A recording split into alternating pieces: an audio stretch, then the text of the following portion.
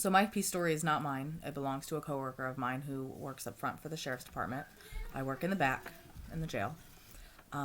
His name is McDougal, or at least that's what I call him. That's his last name. He has been in law enforcement for several years. I believe it's been since '87, but I could be wrong. I did not get the actual timing on that. But I asked him for a piece story because he has several very good stories. He does a lot of our training, so we hear a lot of stories. He did our taser training, my pepper spray training, all that fun stuff that you have to do. So this one is from June 14th. I am going to read from the report, but I do have more information on it. He gave me the report as just a little guide, but he did give me the story. So in June of 2014, McDougal was dispatched to a trailer court for a male subject with a gun threatening suicide. When he had arrived, the male subject was sitting on the front porch with a handgun in his right hand. The subject would move around, pointing the gun at the ground and at himself, but he never pointed it at McDougal. McDougal engaged in conversation and attempted to talk to him into laying down the firearm.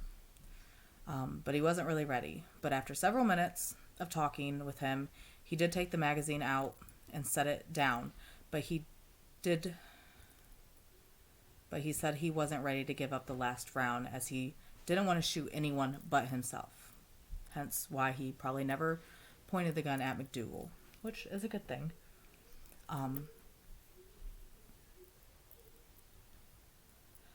After several more minutes, he did hand the pistol to his wife. McDougal did retrieve the pistol, the magazine, and making sure that it was safe and secure.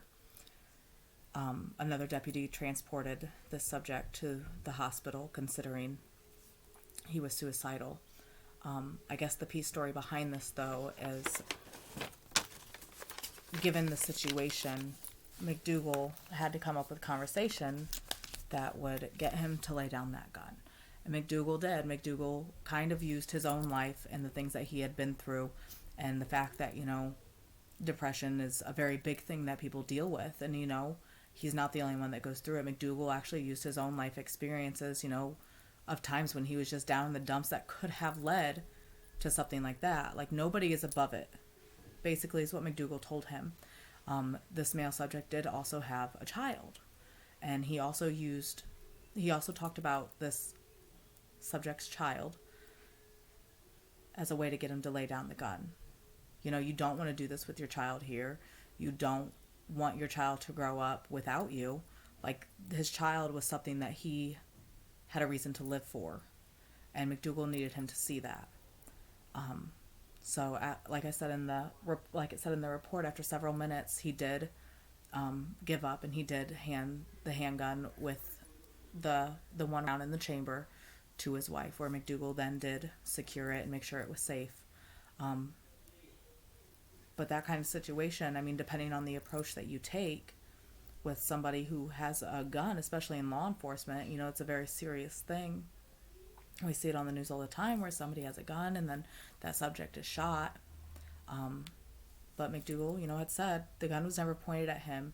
And, gauging the situation, he took his life and his life experiences and the things that he's been through, and then, the fact that this person had a child, and used that to walk this man through and to just think through the process that he didn't want to kill himself, that he needed to get some help.